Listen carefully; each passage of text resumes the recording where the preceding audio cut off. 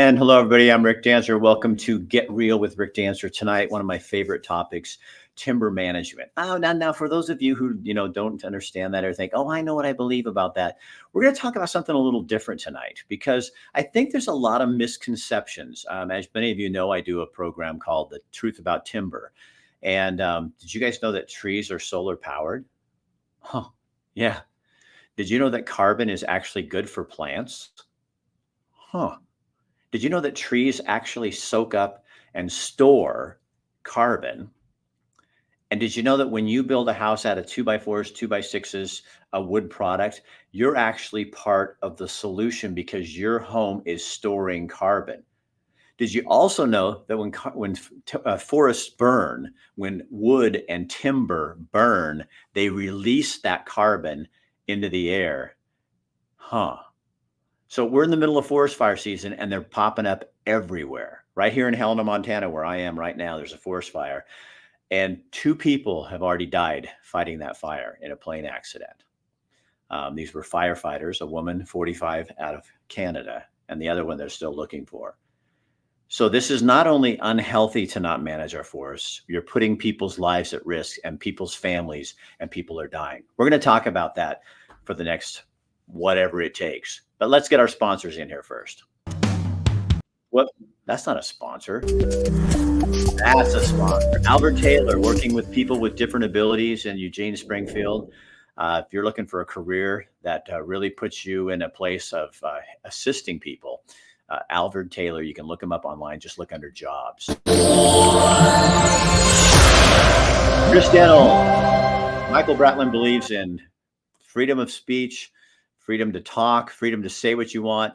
He is very much against censorship, and he loves what we do because, as our show's called, Get Real, that's what it is. It is getting real. Here in Montana, we've got Greg Hinkle with New America Funding. He's a mortgage lender in town, can help you through your mortgage needs. Montana Oral Surgery Dental Implant Center, right here in they're in Butte, they're in Bozeman, they're in Helena and Great Falls. New Leaf Hyperbarics and Wellness Center. Just talked to Matt today. We're going to be putting out a video talking about his special. Normally a hyperbarics treatment is $150, but he's doing a $99 special through the end of July. So just tell him you saw it here on Rick Dancer. And he's also doing a $99 special on an 1.5-hour massage. That's a hell of a deal. And in Crestwell, Oregon, Range Heating and Air Conditioning. I bet if you didn't get a hold of Rains already and get on their program and your system shut down, you're not very happy with yourself because it's like 105 degrees in the Springfield, Willamette Valley, and in Portland in that area. And I don't know about you, but every time my system went bad, it was during a heat wave. So hopefully you got on their system. If you didn't, get in there and get it done so that doesn't happen to you in the cold winter or in the hot summer months. All right. So recently, a couple months ago, because I'm on a lot of timber sites and a lot of places, I don't even know how Michael found me, but somehow I got linked into this email that was going out, and Michael Raines, the man you're about to meet, was writing some really profound things. And of course, I loved it because I agreed with it. That's always my fun thing. But he has a real sense of what's going on in the world. And right now, in terms of timber management, and there's a whole bunch of people who in the world who are now going, okay, you know what? We can't be silent about this anymore. We've got to start talking about forest management and why we're having so many fires and why and how unhealthy the forest is right now. A lot of you folks out there think that if you just have an old growth forest and Adam and Eve came back and everything just went natural, that Mother Nature would just take care of it. Well, it doesn't really work that way. I remember one time I went up to the St. Helens, and here it is, how many years? 40 years later, I took some video and I shot Weyerhaeuser went in and owns property right next to the mountain. And you can see a vivid picture where Weyerhaeuser went in and replanted trees. There's a forest ready to be harvested.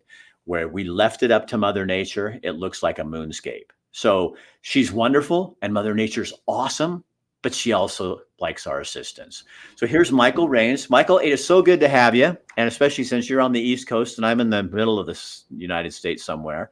So why don't you start by giving people like a little Reader's Digest condensed version of who the heck is this Michael Rains guy? Thanks, Rick. I appreciate being on your show. Oh, I love having you. Yeah, my name again is Michael Rains. I was born and raised in East LA in a town called Compton. I about 77 years old, so I always tell that because I teach middle school now, and they always want to know how old I am. I must look young to them. So, and I spent my early years growing up in California. My mom had worked for the El Dorado National Forest. That's up in by Placerville or Northern California. And she was in personnel. She told me what to do. She said, you ought to get, I was never going to college. She said, you ought to get a permanent full-time job. And she had all the things to do that. You just apply to the Civil Service Commission, blah, blah. And I did. And I got a notice of acceptance from Civil Service as a GS2 biological aid. Now, the good news about that is that if I got picked by a government job, it would be a permanent full-time job. Wow. And so when I was a senior in high school, just graduating, that's what happened to me. The El Dorado picked me, and I was a permanent full-time GS2. Not anything spectacular. I carried stakes on a P line road. Those are P points in a logging road. Well, I cooked hamburgers, so I don't think that's any more glamorous. That's what I did. They didn't even let me write on the stakes. I just could carry them. That was it. Don't do anything. Keep your mouth shut. Just carry stakes. So that's what I did. And at the end of the summer, this was really intriguing for me. The party leader said, "Are you going to go on to college?" And I said, "I can't afford it." They said, "Well," they thought I was a decent worker, and they said this, and it changed my life. They said, "If you can find a way to pay for your college, we'll give you educational leave without pay." What that meant was every time I came back during a Christmas break or a summer break, that was permanent full-time duty for me. Wow. But they said, but it's on you. You're going to have. So I went to community college in California. Yeah. Eventually, and just like they said, every summer around May, I'd get a letter from the Forest Service saying, you've been assigned to fill in the blank, Shasta Trinity, Cleveland National Forest, that sort of thing. And what a great experience. Somebody say, are you going to get a job? And I said, oh yeah. And they said, where? And I said, I don't know. and I didn't know, but it just like clockwork. And so all through, then I transferred to a small school called Humboldt State. Yep. It's a forestry school. It's now called Cal Poly Humboldt. I was in forestry, and eventually I would get my master's degree in watershed management. All the time back and forth with the Forest Service, and all the time crewing time. So it was really sweet for me because in the 1966, 67, jobs were hard to come by. And I knew I would have a job. And when I graduated, I knew I would have a job. And that's a good, credible job too. You know what I mean? It was my first job, first formal job, what I call professional job, was a firefighter in California. Oh. And then I got something that was really special. They assigned me as they call it the district forester on the Lake Valley Ranger District. That's the El Dorado National Forest. So my headquarters was at Myers, South Lake Tahoe. And at this time, I'd worked my way up to a GS7. Now, still not very glamorous, I get that. But I was, in those times, they called us a JF, Junior Forester. It's not formal, but they're letting you know that you're not really special. So don't get excited. You're a junior forester. And I remember when I walked into the ranger's office, he said, "All right, young fella," and this is exact words because I remember like it was yesterday. He said, "All right, young fella, if you think if you want to make her pay, you're going to have to do whatever it takes." And And the notion being that just keep your mouth shut, do what you're told, and you might make it. And that's the way it was in those days. But I had a job. I was a GS7, and I was on my way. It wasn't a career for me. It was a job. But as time went on, it became a career, and I ended up spending almost 50 years with the agency. Wow, Michael, that's amazing. I went Did from you get past Junior Forester? that's interesting. Junior Forester was 1 year. After 1 year, the junior went away. It just sort of vanished, and then they would call you the district forester. So what did you love about it? What was it? What was about the forest Well, on the Lake Valley Ranger District, see, first of all, there wasn't a heavy timber load, but there was a heavy, what I call multiple use load. Water quality, wildlife habitat, watershed restoration, some thinning, some fuels management. And since I was the only district forester, small district, I got to get involved in everything. And so I was when you needed a watershed forester, that was me. If you needed a special use permit to take care of, that was me. You needed boundary line designations, that was me. And then they also assigned me as the wilderness ranger. This is pretty cool. The Desolation Valley Wilderness Area, which we still have today.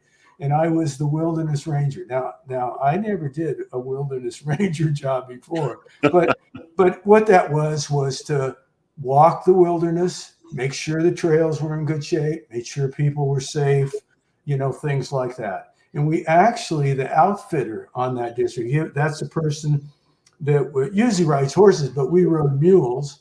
And so it was the outfitter and myself on mules, riding the wilderness area, making sure it was in good shape. So it's fabulous. So by the time you're in there 50 years, what was your title at that point? I worked from firefighter up to deputy chief of the agency. And so there's mission areas. So I was the deputy chief for state and private forestry. It's now called state and private and tribal lands. But it's one of there's a research deputy, there's a state and private deputy, there's a national forest deputy, and a business deputy. So the land ones are the two land ones are state and private forestry and tribal lands and the national forest systems. And I was one of those deputies. I bet you saw a lot of change from when you got in to when you left. Oh gosh, it's almost indescribable. I mean, from the way that we did things, to the organization itself, to the inclusivity of the organization. I mean, when I first came in, the idea of talking back, and I don't mean disrespectfully, but talking back to your ranger or your forest supervisor, especially as a JF, you just didn't do that. And unfortunately, I'm not saying that was good. I'm saying that's the way the culture was. Right. And so as time goes on, if you grew up in that culture, now put me as deputy chief now 50 years later, I wonder, I don't know this because I was pretty outspoken, they said, but now that I look back after I retired, I wonder if I was indeed, because I was shaped by a culture of keep mouth shut, do your job, and that sort of thing. And I've always thought, in fact, I've said this, once I retired from the Forest Service, which was 2017, I became a much better thinker. So what have you, tell people, because I read your emails, tell people your big concern right now, especially with the way the forests are managed and or not managed. Yeah. And I want to say a couple of things to set the tone. First of all, I love the Forest Service. I mean, I owe a lot to that agency, and I'm not going to talk down to it. It's about it. It's become, and I just said that, it's become a little stale over the years, but that's my opinion. Is it more political today than it was when you started? Now this is interesting. Yes, of course. Yes. But we could do a better job of managing that. And what I mean by, you had some forest supervisors in the day that were very politically astute, and they could back and forth with the best of them. I think today, not so much. I think what we are is an agency that is, I call it and people are going to get very angry with me on this, but this is what I called myself. I left home early, and I developed a strategy: don't mess up, because I didn't have a lot of backup. So when you go to high school, don't mess up. When you just be careful. And so now fast forward to after I retired, I started thinking about the Forest Service as a DMU syndrome, had a DMU syndrome, a don't mess up. And so if you have that syndrome, you become very cautious, very tentative. And I think right now, if you're going to be in this day and age, you have to be not tentative. You have to be vocal. You have to be able to go on the Hill and speak with great authority and wisdom, and sometimes push back. And sometimes that's not great, but that's, you have people that if you push back, they're going to think you're not loyal. Right. And that's just not good. So here's what's happening lately. Right after I retired, I started looking at the landscapes in the West specifically. The climate, we do have an impact of a changing climate. We're in a cycle that we had about 300,000 years ago. It's exactly the same cycle. And yes, have in the early hundreds, have we contributed to an increase, a breaking down, if you will, of the ozone? A little. But the majority of it, we're in the same cycle of 300,000 years ago. And we'll be out of that cycle clearly after I'm passed away, but that's what it is. And so the problem 300,000 years ago, we didn't have 8 billion people. Right. Oh, now, so things have really changed. We've got impacts of a changing climate. We've got short-term droughty conditions. We've got a lot of wildland urban interface. That's houses tucked into the forest that people like to live. And so you have all that impact. And so I noticed that the conditions of the forest in the West, especially, were declining. In fact, half of the public lands, almost half of the public lands, are in declining health. Is that in the West? It's all states. Okay. There is a focus on the West, and when I call that, I say they're not healthy, they're not resilient, and they're not sustainable. When I did the National Fire Plan in 2001, I was asked to do that for the Department of Agriculture, and at the time I was a senior executive in one of the mission areas. And I'm going to break for a minute because I want to tell you, this is the proudest thing I have in the Forest Service, and I'm bragging right now. Okay. I'm one of the few that have spent executive time in every mission area of the Forest Service: business, national forest, state and private, and research. And so I have a good feel for the agency. And it's one of my proudest achievements because it does fill you with a lot of experiences. So and you're well-rounded that way. Well, you do. And just by definition, when people talk to you about research, there's a lot of people that are in NFS, National Forest System, spend their whole career in that system, and they like it, and it's great. But if you talk about research with them, or business ops, or state and private, it's not so much. They just don't get it. Now, I saw that coming up, and I wanted to be as well-rounded as I possibly could. So back to the West, the forest. Okay. When I did the National Fire Plan, there was 38 million acres in what we call conditions class 2 and 3. Those are high propensity lands for fire. They're fire adapted ecosystems. They're probably going to burn, and they're starting to get unhealthy because of the droughty situation. And here's the key: lack of forest maintenance. Now, let me be clear on that word. I don't like to use the word logging, primarily because people get turned off by it and they won't listen to me after that. Right. So for a while, I call it forest management: managing the vegetation, managing wildlife habitat, managing the watersheds. But along the way, I found out that most people don't know what management is. They just don't know. Right. But when I use the word maintenance, like you maintain your car, you maintain your house, you maintain your yard, people view, that's caring for the land. And it's interesting, our logo was caring for the land and serving people. So I use the word now almost exclusively forest maintenance. I really like that. Thank you. And not a lot. Everybody wants to correct me, and that's fine. I'm retired now. I like the word maintenance. And most of the people that I talk to outside of government circles really understand that. And so when you look at the forests right now, because the budgets and because of fire eats up, remember now, when I first started National Fire Plan, about 44% of the budget of the whole Forest Service was fire. Fire money, fire suppression, pre-suppression, just 40, old missionary. 40%. About 44%, I think. Now it's almost 70%. And so you can see that a majority of our funds are going towards fire, and a majority of those are going for fire suppression. We see it as fire fighting and putting out the fire.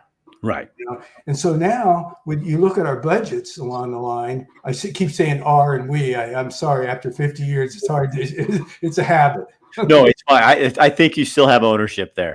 It is a habit. What it does is everything else goes to the wayside. Research is declined.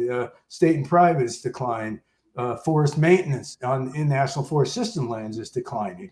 And so over time, the forests have gotten clogged up. Now, there is this really important saying. If you go talk to researchers, they will say that 100 years of fire suppression, putting out fires quickly, as opposed to letting them burn the fuels, has created what we have now. And my reaction to that is maybe so, maybe a lot of it, yeah. But the fact of the matter is we're here now. I don't really care, honestly, what we did 100 years ago. We got to deal with it right now. And right now, the forests are not maintained. They're very clogged up. And when a fire starts, a lightning strike starts, there's a great chance that that's going to, in the West especially, going to blow.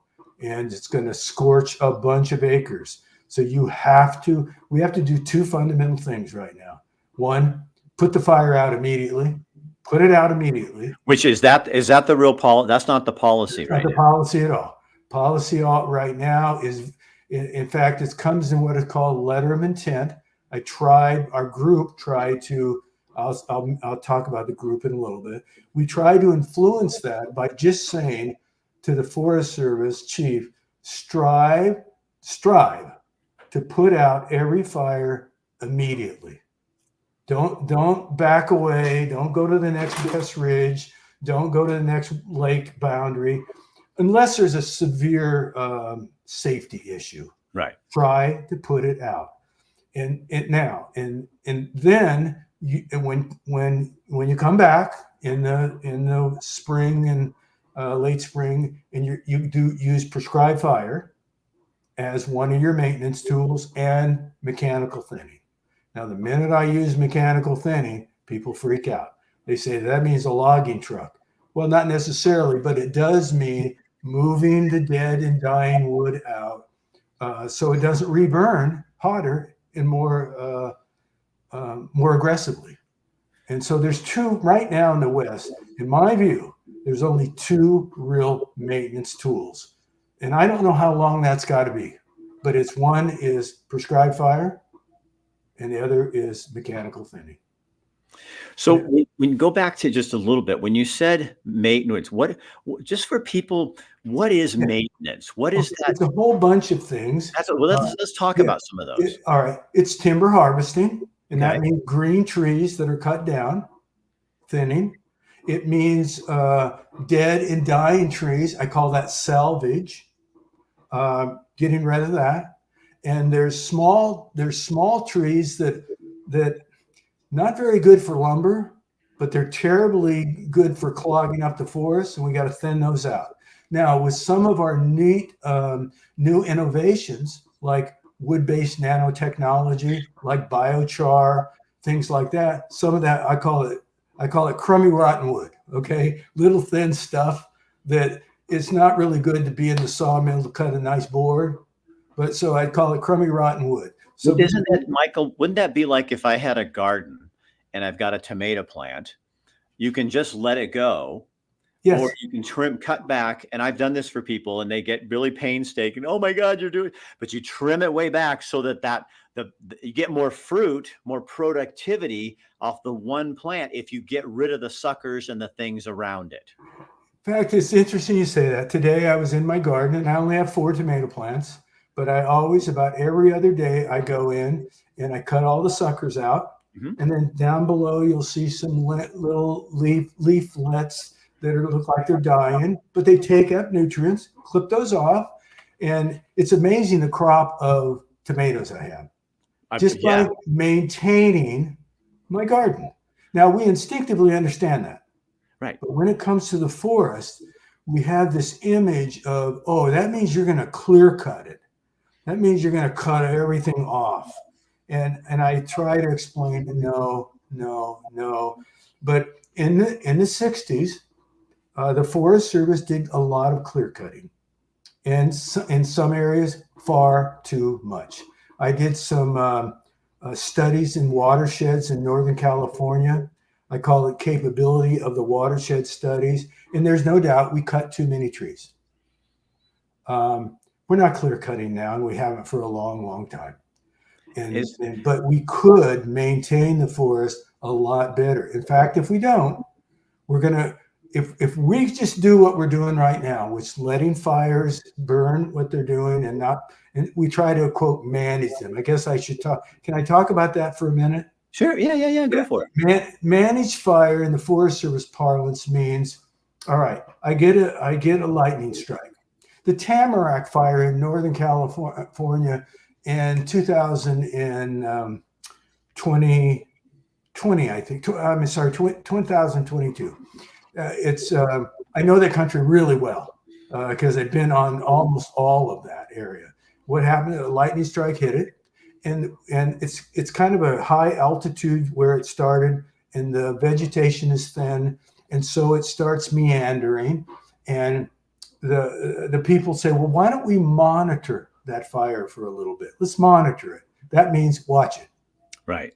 And I know why they're doing that, because if it burns slow and doesn't, quote, scorch the earth, it means that we can call that restoration. And then we'll claim that as a restoration target. Okay, all right, I get that. Now, the Tamarack fire, we could have easily put a smoke jumper crew or a hot shot crew in there and had it within 10 acres. I'm absolutely convinced of it. We didn't do that. We monitored it for 2 weeks. 70,000 acres, actually 69,000 acres later, lots of destruction. And 1,200 firefighters, they finally put it out. Could have easily been put out in no bit of time at all. So, Michael, do this for me, because a lot I'm not going to call it the environmental community, because I know a lot of people in the timber business who are, I would consider just as much, or if not more, an environmentalist than some. But the anti-logging community, there seems to be this notion, and a lot of my friends feel this way, I think, too, is they've come up with a narrative that says, Mother Nature you let things alone. Take your hands off of it. The rotting wood is good for the soil and the next generation. And if we just take our hands off, but isn't it true that man, whether it's Native Americans or white men or whatever, have been managing the forests for hundreds of years? Yes. And it's like a crop. And if you treat it right and do the right things, yeah, we've made mistakes in the past, but right now it feels to me like everything I'm reading is we're making another mistake by taking our hands off and not going in there and doing the clearing and the brush removal, because it's, I was evacuated from my home in Springfield, Oregon, during the Labor Day fires. And, that was an electrical wire that went down. It hit all that stuff. All the land that was designed and held back and left alone to allegedly protect the spotted owl, a lot of it burned. So our very plan that we had to do to save this owl actually destroyed the owl's habitat. And yet what bothers me sometimes, my man, is I go, then we need to learn from that. If we do care about this animal and that infrastructure, then we should learn from that mistake. Because what we did destroyed it. So we need to change our mode. And I feel like there's a mood in this with a lot of people that we do need to do something because we're spending our summers in fires. Yeah. There's so many things you said there. When you look at what's happening right now, if we stand back, here's a great example. A fire goes through, and there's a bunch of trees that have been scorched, and they're probably not going to live. So we could do two things. We could just let them rot, and they'll fall over and be jackstrawing, and then they'll create a real fire hazard the next time it burns, which it will. Or we could salvage it. Now, wood, if you salvage wood within a year, it's going to be fine. But people know that. And I just almost said environmentalist, but I'm an environmentalist. I always prided myself as an environmentalist. And environmentalist says someone who protects the environment. Right. Well, I devoted my life to that. I mean, that's what I want to do. I want to protect the environment so it's beneficial to the American people. And Michael, what people don't bother to have a conversation with, I've done dozens of hundreds in my lifetime as a reporter with loggers and people who work in mills. Those people use the forest probably more than the rest of us when they're not working in the forest. They're out there hunting or riding or, and the last thing any of them want to do is destroy, one, the place where they play, but two, why would they destroy the product that pays their bills, when they're going in? Why would they want to harm that land? And I think people need to think a little harder. Like, what happened to our you work with middle schoolers. What happened to our critical thinking skills? Yeah. When you go, why would I go out and destroy the place that is what gives me a paycheck and I love it? Just like everybody else, we have bad loggers, we have bad farmers, we have bad policemen, we have bad foresters, but the majority of all of that, of our loggers, and I've been in the logging with loggers a lot, they really are environmentalists. They really do care for the land, because to them it's personal, because it's their livelihood. And their degree didn't come from a university. It comes from being out there every single day and knowing how that tree works and looking up at the canopy and understanding how the owls come in. I mean, those people are everybody as much as a forester as anybody else, I mean, who's gone to school and stuff. These people they're not uneducated. It would be like taking somebody in any industry and saying you've had all 30 years of experience and you don't know anything about it. I know more than you, and I'm 2 years out of college. I mean, it's just, anyway, I digress. But here's what's happening. And quote, environmentalist. That's not fair for me to say, because I think I'm at that. But I'll just say folks that don't like to remove any wood from the forest. They like to say that nature knows best. Keep the heck out. Well, the fact is that they're in it. You can't say that anymore. Nobody can say keep out, because you're part of the system now. We have 300 plus million people in America. So it's just not fair to say we'll let nature do, because things have changed so dramatically. So an environmentalist, and I just read this the other day, it was on one of the national forests in 2023. They did a great job of planning an area for a prescribed fire. And they were going to do some mechanical treatments. And they said, this area needs to be thinned. It's going to be, if a fire starts, it's going to roar through that and be very destructive. All the right things that we had hoped that a forest supervisor and a district ranger would do. And the minute it got laid out for review, which we do through the National Environmental Policy Act, a group stopped it. They went for their court, they stopped it. And so now, and they know what will happen. What's going to happen is, if there's any salvageable wood on there, by the time it recycles back to, okay, we got to replant it, we got to replan it, and it's got to go through a review, a lot of that will decay. or they'll just keep filing suits and nothing happens, and people get discouraged and they give up.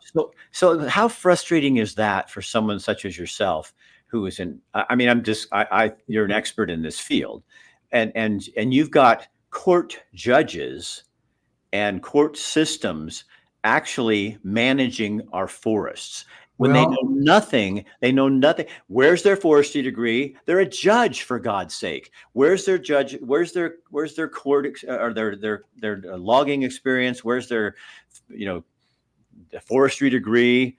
And that was not how the Forest Service was designed. Was for judges. It wasn't designed for judges to be managing our forests. It's for experts in the Forest Service to be managing our forests. There's two things that drive me crazy. A couple of weeks ago, it was just one, and that's the ability in a democracy of one person to object, and stops everything. All the effort that the Forest Service went through to have that area. And it was 150,000 acres, I think, was the whole plan. I think I'm right. And it just takes one person to say no, and it stops. It just stops it. And that's the objective. And now with the recent ruling by the Supreme Court you don't have to go to the agency necessarily to get professional opinions. Courts can do that themselves. I think what you just said is going to be elevated to be much worse.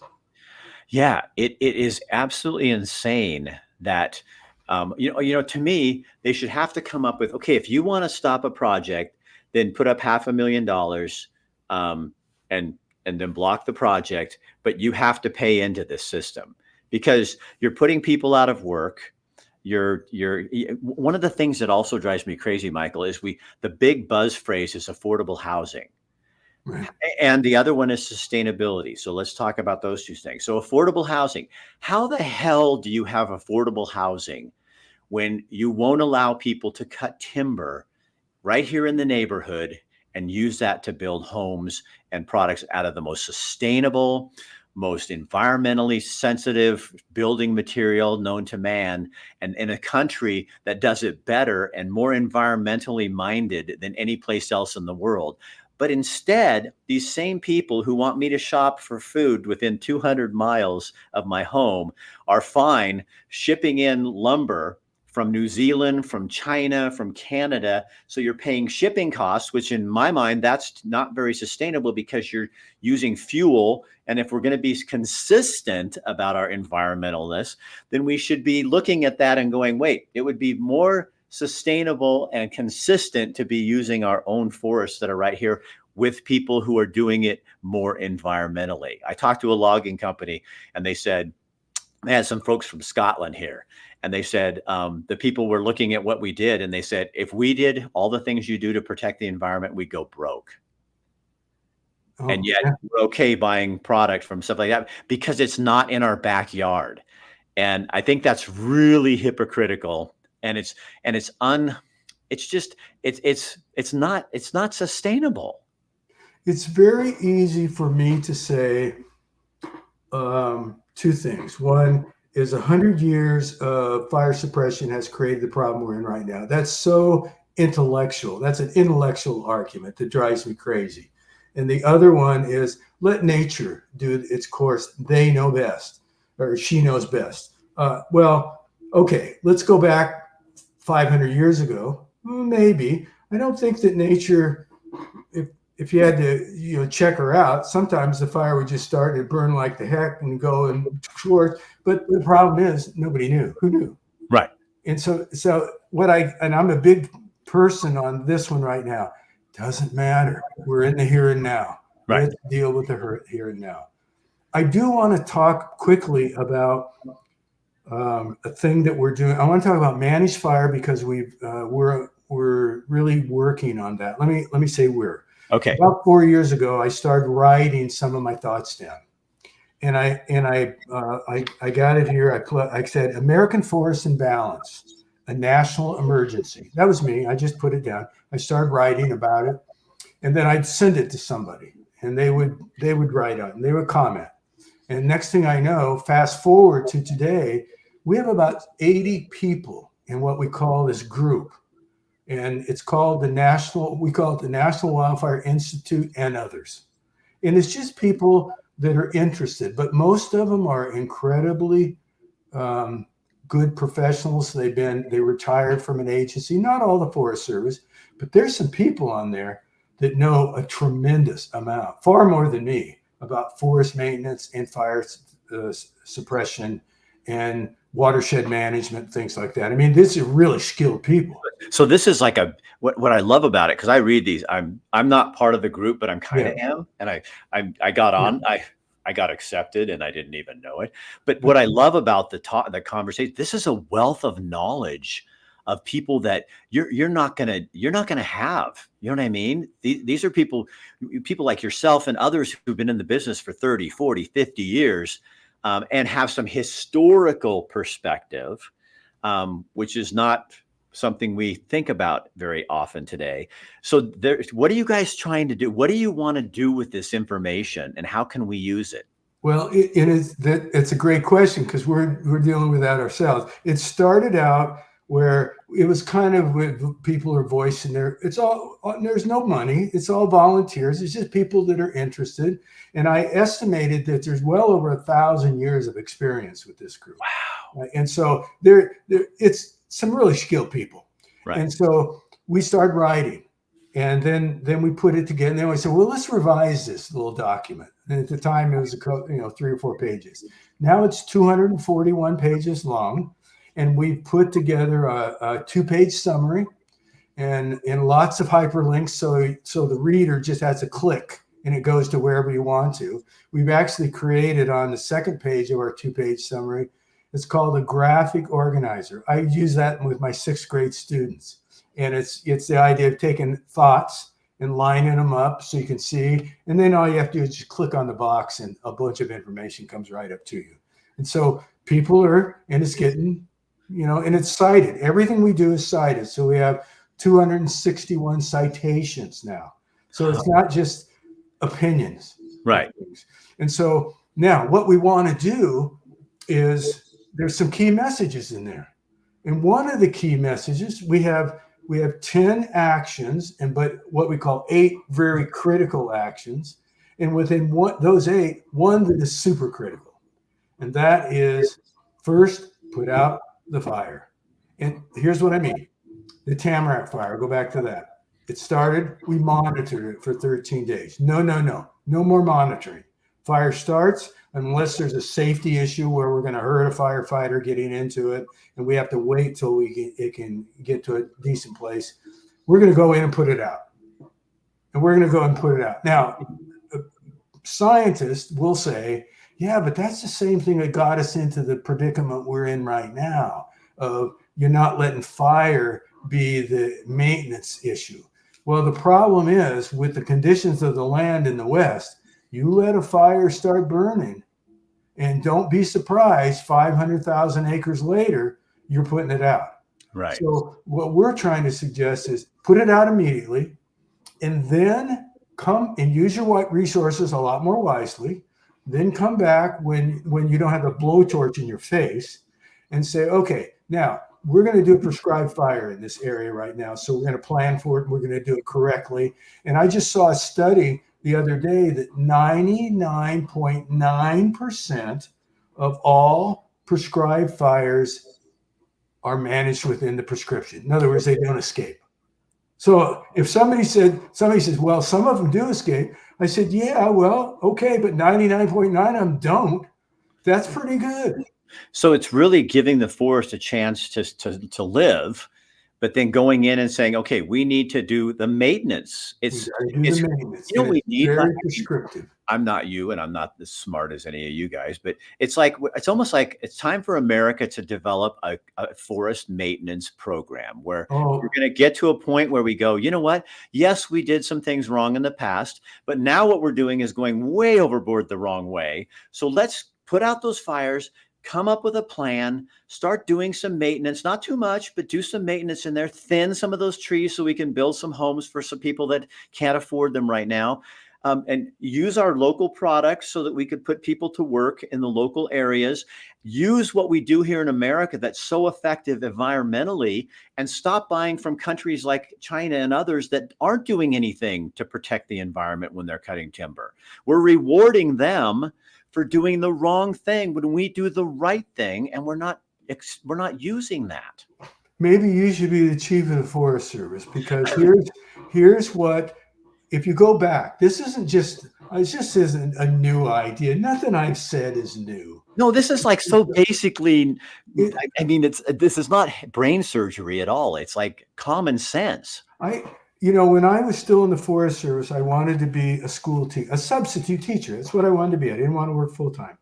So I started in Pennsylvania, it's a real stringent certificate program. You have to go to classes, you have to take tests, all that sort of thing. And so it took me 9 years of night classes and weekend classes to get certified. And when I retired, that's what I did. So I'm a substitute teacher now. And I said I was never going to do more than 1 or 2 days. Now, last year I did consistently 4 days. And then when they asked me for the 5th day, I said, no, I'm not going to work full time again. I already did that for 50 years. But I was talking to some 8th graders. This is a true story. And we were in science class, and we were talking about ecosystems. And that's traditional in the 8th grade. And they have a fire component in there. So we were talking about what you should do with fire. And I said, I said, if fire started, what would you guys do? And the students said, well, we would put it out. And I said, well, what if I said, let it meander for a while? And one of the young gals in there said, well, what if it escaped or started going? I don't think she used the word escape, but kept going. And I said, you mean escaped? And she said, yeah, I mean, you wouldn't want that, would you? And I said, no. And so the logic of letting a fire burn, we call it managed fire now, or beneficial fire, or let it burn, makes no sense, especially with the land conditions in the West. You're playing Russian roulette, and it's a crapshoot at the best. So you back off. Here's a great example. Just happened this year. It was a fire that started, and the people that I talked to said, oh, we could put it out easily within a couple acres. So what did the Forest Service do? They backed off, and they created a containment area of 420 acres. So the fire would burn into the containment area, and it did. And it didn't jump the containment area. And so they were very proud and said, see, we made a containment area. The fire burned into it, and that's called managed fire. And all was good. And I asked, well, why do you put it out 3 acres or 5? I mean, yeah, we and some people off the record said, we could have done that. And I thought, well, why would you settle for 425 acres then? If it wasn't a safety issue, it would have been a direct initial attack. We could have easily put it out, be done with it, and go on to our next thing. If you took that question to your 8th grade class, I bet all of them would go, really smart kids. So what you're saying, Michael, in that last comment, I know this isn't what you said, but this is what I'm hearing is that we have some 8th graders that are smarter than adults. well, just the logic of if you can put it out quickly and easily, why would you create a containment area? Now the containment area makes sense to me if, for example, we can't do a strong initial attack. It's too much of a safety problem. We don't think that we can put this thing out because of wind, slope, conditions. So we're going to make a containment area, and we're going to do our best guess of 400 acres. That's fine. It's perfect. But you've gone through, and I'm not going to ever question an incident commander. They know. But if they knew that their direction in the annual letter of intent was to first put out the fire, if you can, that's your objective. Put it out right now. That's not what is said in the letter of intent. So you have lots of flexibility.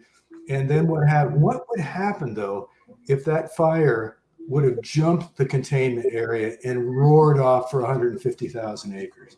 Right. And people, Is that natural? Is that like, you're destroying valuable land? Not just for timber. I'm talking about for sightseeing, for animal habitat. And look at the amount of carbon you're dumping into the environment. Why doesn't that get judged? Why doesn't that come into, I'm getting excited here, but why doesn't that come into play to anybody? Right now, I am living here in Townsend, Montana, and my sky is covered in smoke. And I know Oregonians are doing the same thing, and Californians. And it's like, so it's unhealthy. It's not good for our environment. We bitch about carbon in the air, and now we're dumping all these trees that were storing it for us are now dumping it into the environment. And it makes absolutely no sense. Let's talk about smoke for a minute. One of the things in our call to action, our booklet, it's a resource document. Nobody's going to sit down and read it. We're going to point to it. So it's a really nice way to learn. In fact, some people have called it the most significant piece of information about forest maintenance and fire that they've ever seen. And it's been developed by a lot of people, more than the 80 people that, we've used resources all over. But let's talk about smoke. So Michael, what you're saying is there was no government funding. There was no political things that had to happen. It was just a bunch of concerned people with experience that came up with a plan. What a novel idea. Yeah. In fact, one of the people I was talking to says, gosh, it's nice that people have an idea, but there's no money and it's just people working hard and concerned. It's pure.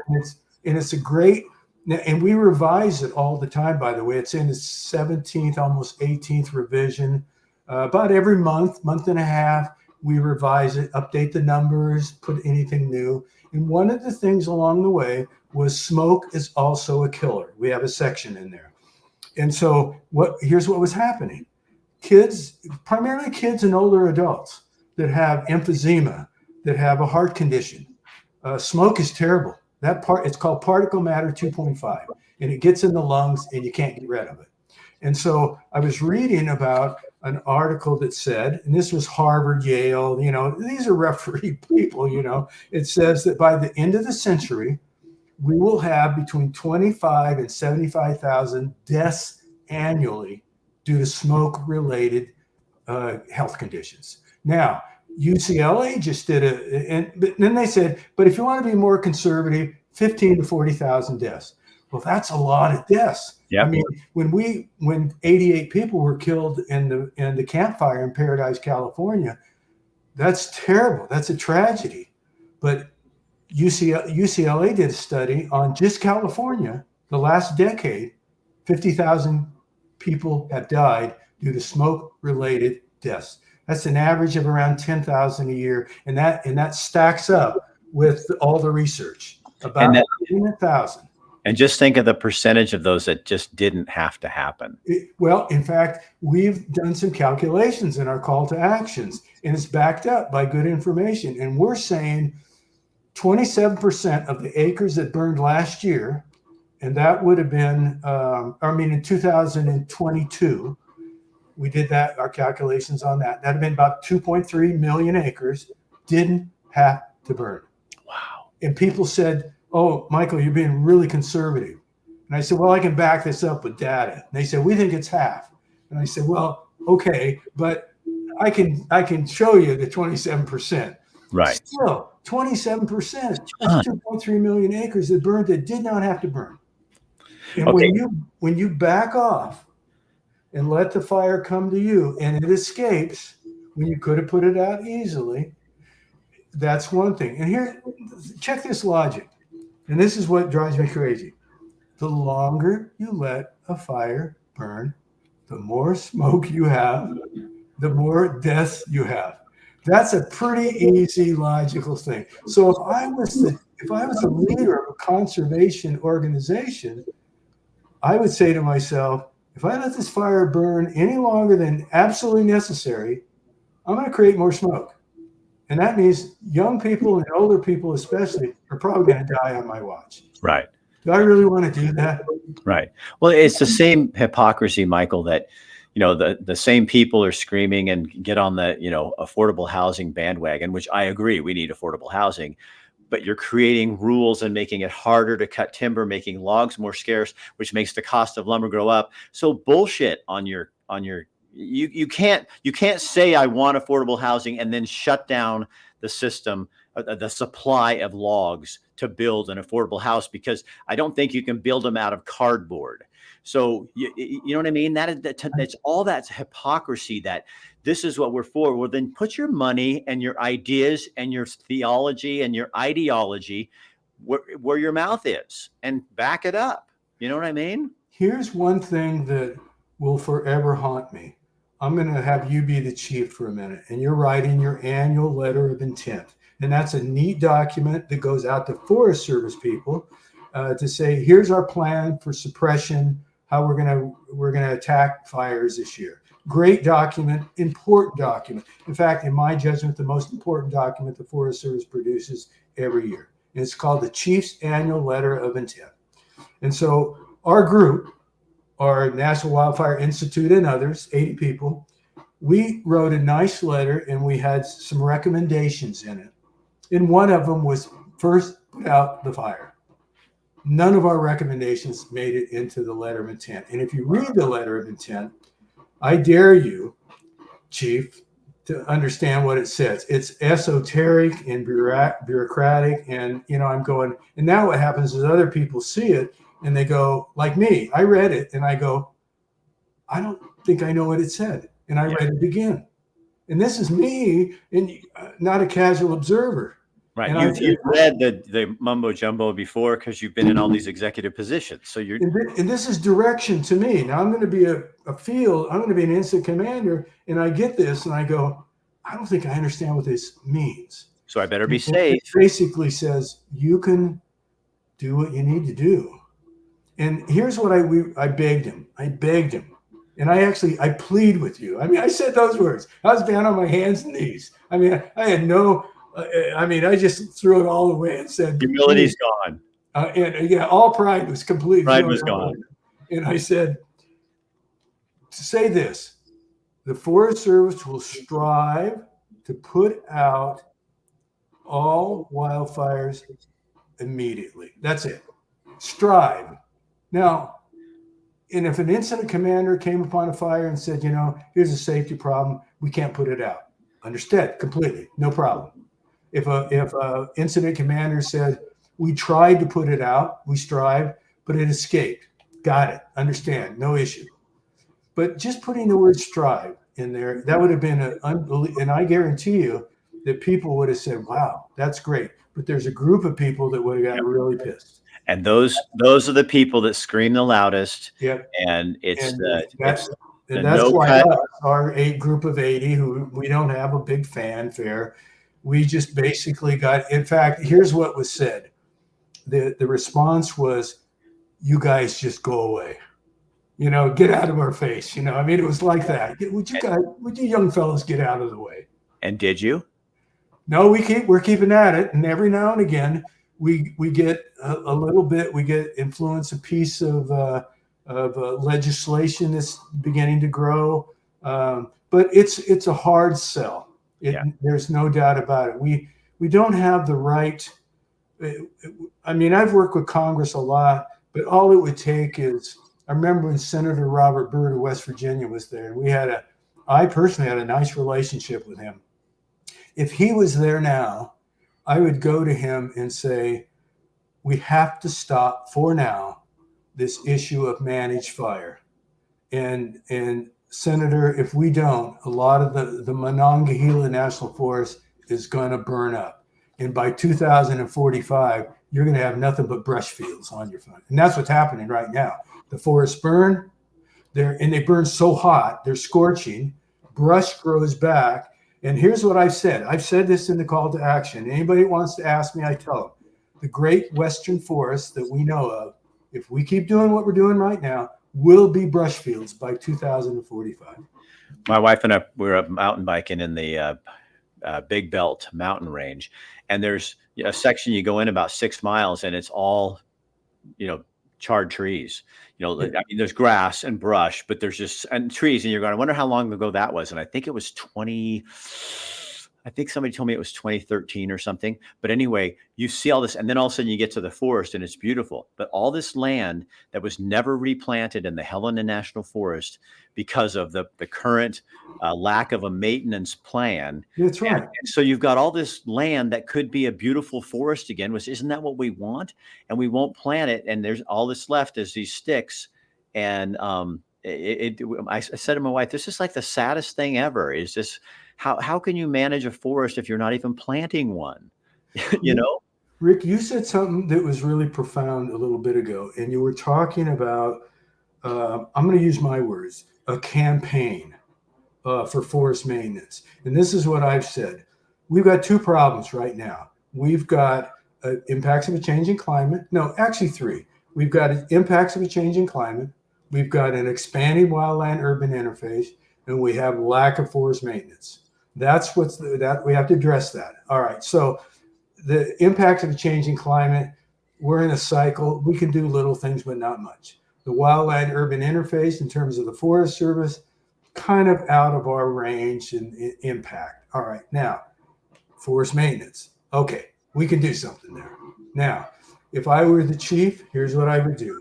I would go to Congress and U.S. Department of Agriculture and say, let's put together a 10-year plan and have some teeth in it. And we're going to start maintaining our forests. We'll have priorities, all that sort of thing. And just because I might leave in 4 years, that we can't stop it. And if you go back to when the first one was Mike Domback, he was a chief that came over from the Department of Interior. He created what was called a natural resource agenda. And he said, here's my top 4 priorities. And one of them was management. And then Dale Bosworth came on. He says, he didn't like the word natural resource agenda, but that's what it was. He said, here's what we want to do. And one of them was controlling fire and forest management, he called it. So everything I said is not new. And so every chief since then, except maybe for the current one, I'm not sure, has had their agenda. And so that's what we need. We need to say, all right, no matter who's the chief, we got to carry this agenda forward. And I say 10 years, but it's going to take more than that. But let's just make it 10 years, people freak out anyway. But a 10-year agenda on forest maintenance to bring back our forests that are now half of the public lands are unhealthy, not resilient, and are not sustainable. It's kind of interesting that these people who are anti-logging and basically anti-maintenance of the forests are actually going to end up destroying the very thing that they say that they're trying to protect. Their ignorance, and I'm not saying stupid, I said ignorance. Their ignorance and their drive of one goal, rather than looking at the big picture, there will be no spotted owl habitat because there will be no trees for them to land on and no canopy because it's all going to be gone if they keep this up. And that is the saddest thing to me too, and also the general public who just sucks into this story and buys into it without doing any research or listening to anybody like yourself or loggers who are out there doing this stuff. They're going to end up destroying the very thing that they say that they're trying to protect out of their own ignorance and arrogance. What we're seeing in the West now is coming this way. Yeah. We're starting to see the Monongahela. We're starting to see the Black Hills. We're starting to see other national forests coming this way that are declining in health. They're getting clogged up. And so we don't need 150,000 acres, but in the pinelands in New Jersey, you get 1,000-acre fire and it's a disaster. Yeah. It's just a disaster. In Maine, I don't know when I once said that one of these days, I wrote it down and I said, one of these days, 100 people are going to die in a fire and then we will stop doing what we're doing and get on with the solution. Well, about 3 years later, 88 people died in Paradise. And guess what? Now I write it down. Every year now, we get all excited. We're getting excited right now because of all the fires in the West. Watch what happens as soon as the winter comes. Issues will die down. We'll forget about the situation, and all the stuff you and I are talking about right now will go away. Yeah. Do this for me. I got two things left to ask you. One is really simple. Well, both of them aren't easy. But how do people get in touch with your group? Or I don't know if you're inviting more people onto the email list. How do they get a hold of that? Yeah, in fact, it seems like you've read all our messages, and I know you haven't. But so it's a lot of what's appealing to me is that a lot of stuff we're doing is common sense. And so you're going, well, that makes sense. We ought to get more people. So right now, our immediate goal is to get 100 people. We just picked that number out. And so, and I said, if they want to get on our list, and the list is supporters, and they're not, you don't have to be a zealot. We just want to hear your voice. And so just send me, say, and this is what everybody does, say, yeah, put my name. And I've asked the name and the title and your email address. And we don't put the email address on the list because it might get out there, but we want to have your name would be there. So, but I keep a track of the listing and the emails. And then what happens is when we send a little letter or a revision of our call to action, I have a standard email list, an address book, and you'll get a copy of it. And some people respond to it and some people don't. So the first thing I would say is we would love to have a bigger voice. And to do that, send your name and your email address and your title. If you can send it to me. And how do I get that email to them? Just tell me what it is right now, and they can listen to it. All right, lowercase, here it is. It's called MTRAINS7, sounds like mtrains at verizon.net. mtrains7 all lowercase. Okay. So if somebody out there, if you're interested and you think, I want to know, I want to learn more about this, that's how you get on the list. You send it to Michael and just say you're interested. Give them a little who you are and stuff. That would be kind of nice if you're going to join. We'll do that. And here's what I normally do. I send them the 2-page summary, which has all kinds of hyperlinks to it if they want to dive into it deeper. And then I'll send an updated bio sketch of myself and a little bit about what we do. So they get 2 little pieces of information, and they can either say, hey, this is cool. They can call me back and say, yeah, I'd like to be a voice. Or they can just say, no, thanks. But at least they know. Okay. Last question for you. Yeah. So what do you love about teaching 8th graders? Oh, in fact, I'm a middle school teacher now. And by the way, I want to tell you this, I'm going to brag a little bit, but this fall, I'm going to enter into the PhD program at Westchester University to get my doctorate in education. Now, I don't know how long that's going to take me. I might be dead before I finish it because it took me 9 years to get my master's. So who knows, but I'm going to plow along. Because in one of the things, every class that I take just makes me a better substitute teacher because I learn contemporary information, and I need that constantly. So I teach middle school, one school. I used to do it all over. Now I do one school, and it's 6th, 7th, and 8th. That's the middle school in Pennsylvania. And so normally when I just sign up, I'll sign up I'm certified in math, science, and history. And so I'll tend to pick those. But sometimes when I get there, they'll say, we had to change, and would you teach a special ed class today? Or would you co-teach an English class? Doesn't happen very often, but sometimes it does. So when I walk in there, normally I know it's going to be what I signed up for, math, science, or history. And here's what I like. First of all, the 6th graders are new, and they're not sure what to do, and they're excited about learning. Oh my gosh, they're just sponges.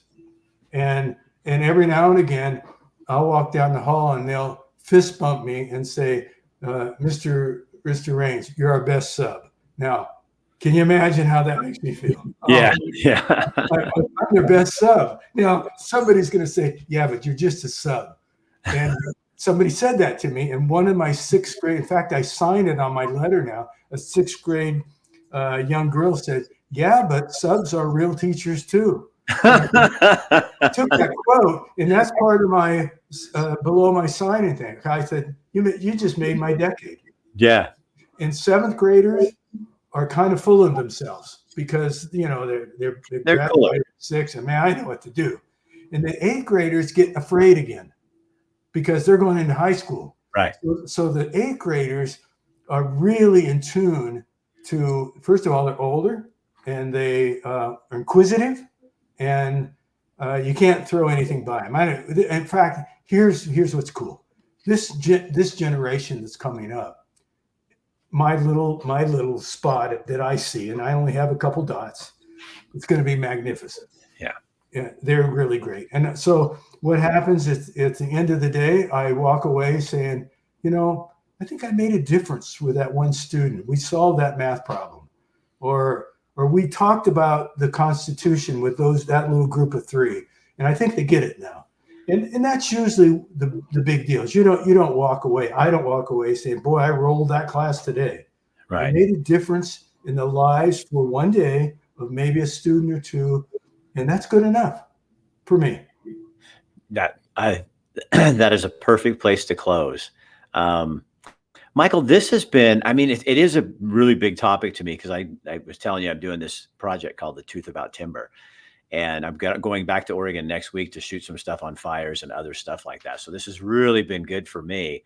I think it's also been good for my viewers and the audience because it's stuff that's common sense to us and it's out there, but it's not a message that the media or the mainstream anything is going to really promote because I was going to shoot a story with a timber family.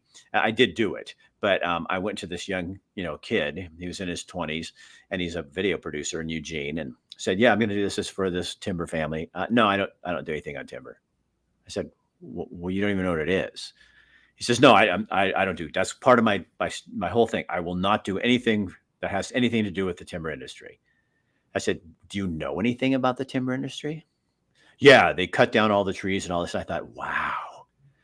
So I found another person, but I thought, isn't that interesting how you don't even, remember those bumper stickers that said mines should be like parachutes and be open? Yeah. So I love what you're doing. I'd like to stay connected with you. It'd be really fun when other topics come up that you think of. Just give me a ring. Drop me an email, and we'll put you on here. You're really good at this, and because you are an educator, and you're good at talking to people. And I think you and your group are very much part of the solution to this whole thing. And I'll do what I need to do to help you. Thank you, Rick, very much. I really appreciate being asked to be on here. No, so I will. This will go out. I'm not cutting this. This is all live, so I'm just telling you live on here what it is. But this will air tonight. On my media channels. And then on the weekend, it'll go on Spotify, some of the other ones that you can, but once it's out there like that, you can share it wherever you want. And that goes for our audience too. If you're hearing this message and something rings true for you in this, and you're saying, man, the whole world has become a rabbit hole.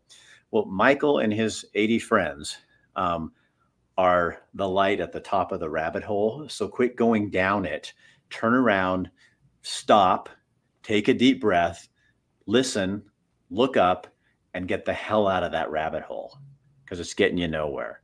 Michael, thank you for being here. Thank you. You're welcome. Hang on just a second. I'll come and talk to you in a second. So again, share this with your friends. Really important information. One of the reasons we started the Truth About Timber is because for decades, one group of people have had the conversation, and they're not bad people. They do, like you and me, care about the forest, and they care about Mother Nature, and they care about the animals. What they don't understand is what they're doing is the opposite of what needs to be done. They're actually have become, and this happens a lot, and watched this in the news world. A good idea becomes the enemy. It becomes the problem. They are now creating a new problem by trying to overcorrect the other problem. I'll get real personal with this one. Same thing's happening in Montana with the grizzly bear. I mean, these things are nasty, mean killers, and we can't touch them and yet they're killing people. And because people say, well, they were here first. Well, not that grizzly bear. Maybe his ancestors, but not that grizzly bear.